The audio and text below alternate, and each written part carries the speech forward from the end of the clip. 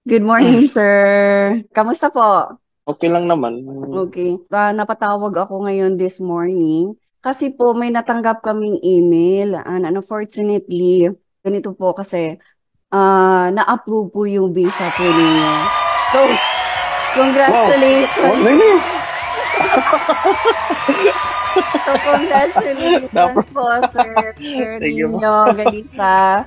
So, ayan po, sir, may tanong lang Akala po ko ako. talaga na So ano po yung masasabi po ninyo, sir, when regards sa pagpaprocess niyo po dito sa Ideal Visa Consultancy? well, first off, hindi ko talaga in-expect na mabilisan talaga kasi revise pa yung mga papers ko. But yeah, and competent talaga yung nagbibigay ng ano doon sa head office, visa officer, admission. They cater the service very well. Excellent talaga kasi kalain mo yun. Kala ko matatagalan pa rin. Ano po yung mga gustong masabi niyo po sa mga dreamers na kagaya po ninyo na gustong pumunta sa Canada?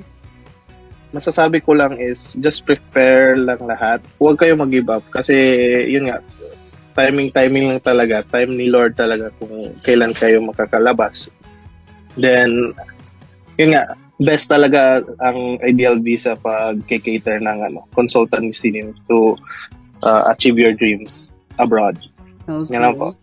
Sige po. Thank you so much, sir. And again, congratulations po. Akala ko na-disapprove eh. Gulat na gulat Ayan, ako. kinabahan ka, sir. Kinabahan ako saglit ah. Okay. Sige, sige po, sir. Thank you again. God bless po. Alright. Thank you Okay, po. God bless po, Miss bye-bye. MJ. Okay Bye-bye po, po. bye-bye.